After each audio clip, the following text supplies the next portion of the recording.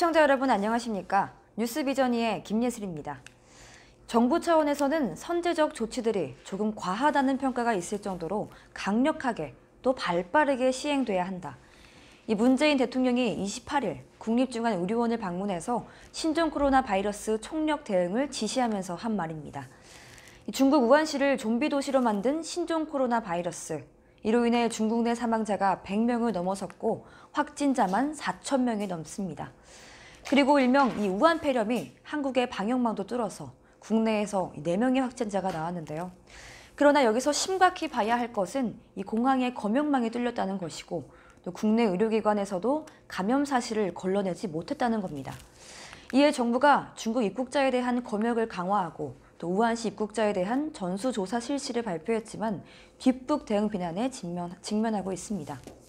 28일 보건복지부와 질병관리본부에 따르면 국내 우한 폐렴 3번째, 4번째 확진자는 모두 무증상 입국자로 공항 검역을 무사히 통과했고 또 증상이 나타난 후에도 국내 진료병원에서 신고가 제때 이루어지지 않은 것으로 알려졌습니다.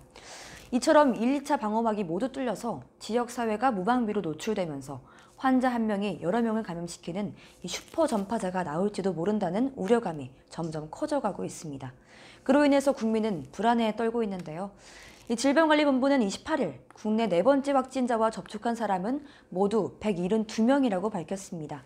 이 중 밀접 접촉자로 분류된 사람은 같은 항공기를 탑승한 사람 등 95명인 것으로 알려졌습니다. 4번째 확진자는 한국 국적의 55세 남성으로 우한시에 방문했다가 지난 20일 귀국을 했고요. 또 21일과 25일에 평택 소재 연합의원에서 진료를 받았습니다. 그리고 27일 오전 확진 환자로 확인됐습니다. 4번째 환자는 우한발 직항편을 이용해서 인천공항으로 20일 귀국을 했고요. 또 오후 5시 30분께 8834번 공항버스를 타고 평택 송탄터미널로 이동을 했고 이후 택시를 이용해서 자택으로 이동했다고 밝혀졌습니다. 지난 26일 확진 판정을 받은 3번째 확진자 B씨는 그동안 호텔과 의료기관 등을 방문하면서 74명과 접촉한 것으로 나타났습니다. 20일 인천공항을 이통해서 입국한 후에 25일 오전 자진 신고를 하기까지 5일 동안 일상생활을 하면서 74명과 접촉을 했는데요.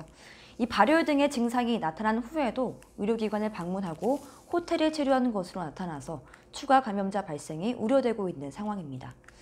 이 B씨는 20일 서울 강남구 소재 의료기관에서 지인과 동행을 했고 이후 인근 식당을 이용한 후 서울 강남구 소재 호텔에 투숙했습니다.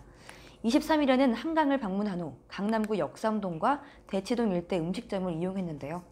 그리고 다음 날인 24일에는 강남구 및 일산 일대를 돌아다닌 것으로 알려졌습니다. 그리고 25일 명지병원으로 옮겨졌습니다.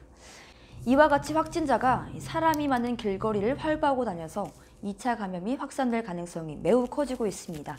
이에 대해서 초기에 강하게 대응하지 못한 정부와 보건당국에 대해서 책임론이 부상하고 있는데요. 국민을 위해서 발빠르고 또 조금은 과하다는 평가가 나올 수 있는 대처가 신속히 이루어질 수 있을지 귀추가 주목되고 있습니다. 지금까지 김예슬이었습니다.